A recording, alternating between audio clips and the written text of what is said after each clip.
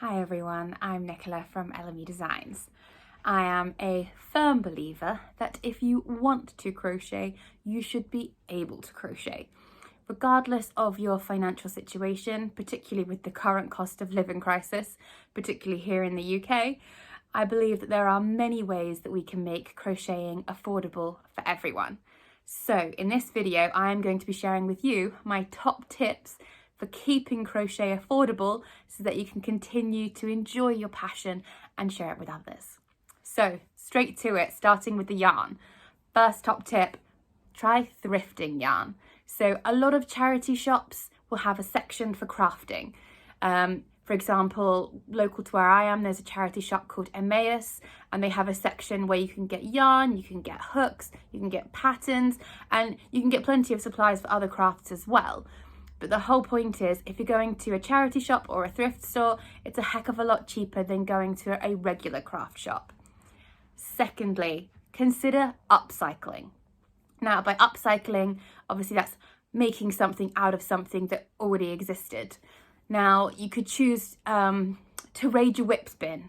Is there a whip in there that you know what, it's been there for years, you're never actually going to finish it? Can you just frog it and reuse the yarn on something else? Do you have projects that you finished, but you never wore them, you never gifted them, you never used them, and you're never going to? Again, upcycle that yarn.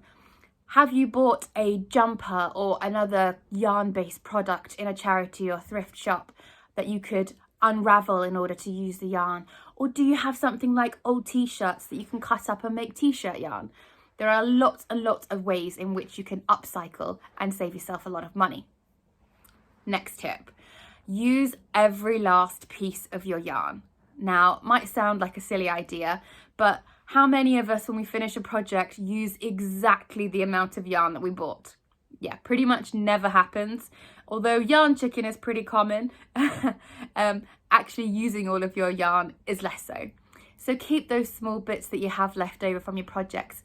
Make something else from them. You might have to build up a collection of scraps in order to do so, or you might have enough left over from that, just that one project, that you can make something small.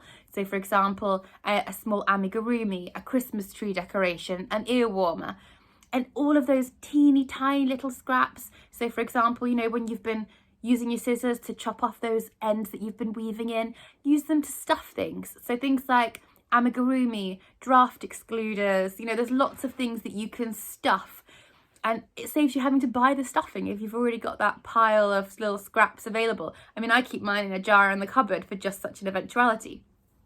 Next tip, buy your yarn in bulk.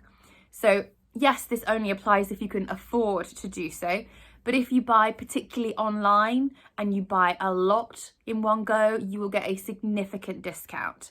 You may also get free shipping, and if they've got some kind of loyalty scheme, you can earn points to get free yarn in the future. And if you're in the UK and you have a blue light card, check whether they accept it, check whether they offer a discount.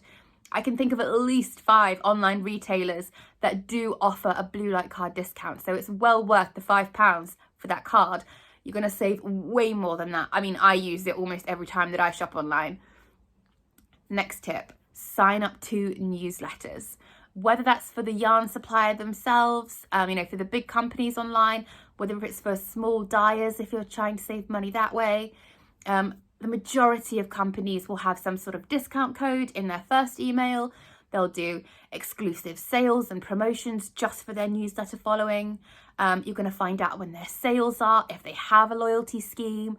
There's just so many positives to signing up for a newsletter. I know that it's a bit of a faff, you know, having to delete things from your inbox when you don't actually want them all of the time. But in order to save yourself a little bit of money, isn't it worth that little bit of nuisance? Next thing, shop in the sales, which your handy newsletter is going to tell you when they are, or shop in the clearance range, or both. You're going to find that you get significant discounts if you can do one or both of these at the same time. I mean, I bought a mystery bag from an online supplier earlier this year. There's a separate unboxing video for that, and I got it at 50% off. I mean, it's worth a punt if it's the kind of yarn that you're after. Next, now, possibly slightly controversial, try buying only the yarn that you need. Oh, please excuse my cat who's just walked into frame. Now, oh, excuse me, I've got a bit of a cold. If your project says you need 5 balls of this yarn, only buy 5 balls of that yarn. See if you can manage it. See if you can avoid growing your stash, or even better, using things from your stash. And if you're not very good at reining yourself in when you see something that's beautiful, that's soft, that's got that squishy feeling, take a friend with you who is good at reining you in, somebody that you will listen to. Next, try yarn swapping. Now, there are lots of online groups that do it, but equally your local crafting groups probably have events as well. You know, something that somebody else doesn't want might be exactly what you are looking for. So give it a go. Next, be picky about which fibres you buy. If you're on a budget, try and avoid things like wool, alpaca, mohair, because they're going to be more expensive. Even the more affordable versions are still going to be more expensive than a lot of the synthetic fibres, so things like acrylic yarn, which can be got a lot more cheaply. Okay, so we've gone through all things yarn. Next is patterns. Now, patterns you can literally get for free. There is no cost involved at all. You just have to be selective and find the things that you like. So first things first, buy free patterns. Now, there are Facebook groups where you can get free patterns or alerts about free patterns. A lot of the online places such as Ravelry, Love Crafts have huge sections dedicated to free patterns, and you can filter the results to take out those paid patterns, remove that temptation. You can join designer newsletters and groups in order to get free patterns. So for example, at Elimee Designs, we offer our Caitlin zigzag blanket pattern for free if you join our Facebook group. You can join in with a blog hop. So a lot of designers will use blog hops as a way to go, hey, look at my great new pattern. But as part of that, they often offer the pattern, which is usually paid, for free for at least 24 hours, sometimes for the entire duration of the blog hop. Or do something else. If you're really into crocheting, have you ever had a go at being a pattern tester? Usually, the minimum that a designer will give you is a copy of the final pattern file at the end for free. So lots of ways to get free patterns there. If you like more physical patterns, go to your local library. Now, I know that not everybody has a local library anymore, unfortunately, due to people not going, funding cuts, lots of reasons. A lot of local libraries have gone. But if you do still have a local library, they probably do have a crafting section where you can literally feel, touch books, see the patterns. You can make them for free. You know, it's part of the license of them selling books to libraries.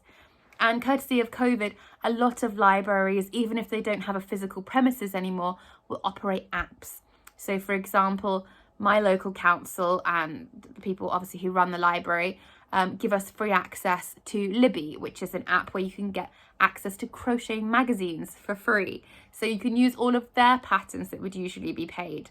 And lastly, YouTube. There are so many videos on YouTube, and so many of them literally show you from start to finish how to make a crochet pattern. So it's another resource for free patterns. Okay, last thing on my tips list are notions and just general bits of advice. So first things first, ask for crafting gifts. So if you have a birthday coming up, if it's going to be Christmas soon, whatever people give you gifts for, if you're struggling to afford to crochet, ask for your supplies. Do you need a new crochet hook? Do you need some more yarn? Would you like that particular pattern? Ask them to buy it for you. Get creative. So whether this means crocheting from your stash or just letting your imagination run wild, use what you have, use what you find, and make something amazing out of it. Try crocheting smaller projects. Now, as you can see from behind me, I love making blankets, but they use a heck of a lot of yarn.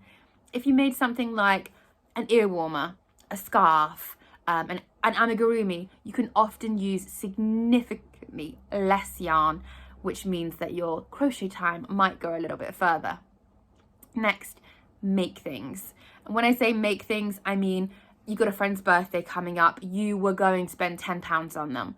Instead of spending that £10 on something that you buy from a shop, spend that £10 on some new yarn. Make them something that they'll love. Okay, not everybody loves handmade gifts, but there is a huge number of people out there who do. They appreciate the time and the effort that you have put into it. The fact that you have thought specifically about what they might like. Use that. Honestly, so many people will love it. Next, keep it within the home as well. So you need a new dishcloth, you need a new rug, you need a new blanket to keep you warm when it gets cold in the winter. Instead of buying one from the shops, buy yourself the yarn and make it. There are patterns for pretty much everything out there. So don't let your imagination or your budget stop you from making. Next, borrow from friends. Now, obviously this doesn't work so well for the yarn aspect of things, but for example, if you need a particular size crochet hook in order to do a project and you don't have that, borrow it from a friend. If you don't have friends that craft, join a local crochet group. I mean, I'm part of one locally and any of the ladies there would happily lend me a hook if I needed one. Next, make substitutions. So yes, there are lots of very pretty things out there that are very expensive, but they're not necessary to crochet. Not at that kind of basic level of this is the minimum that I need in order to crochet. So for example, you don't need fancy progress keepers or stitch markers. You could just use a paper clip, a safety pin, a contrasting piece of yarn to keep track of where you are in your project and save yourself a little bit of money. Lastly, consider crocheting for charity. If it's more about the act of crocheting itself and the I made that, oh my god, I'm so proud of myself kind of feeling, then crocheting for charity can be a great option. Here in the UK, there is a charity called the Warm Baby Project. They are so passionate about what they do that they make it affordable for everyone. And what I mean by this is that on their Facebook group, they have a list of locations up and down the UK where you can literally walk up to somebody's home, open up a box that's outside and grab some free yarn.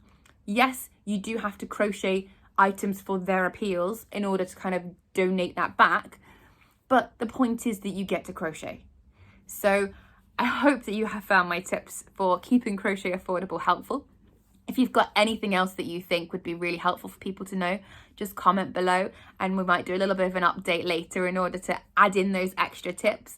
But until then, find ways to crochet. Please don't let your love of crocheting die just because for whatever reason your finances aren't as good as they were before. Happy crocheting.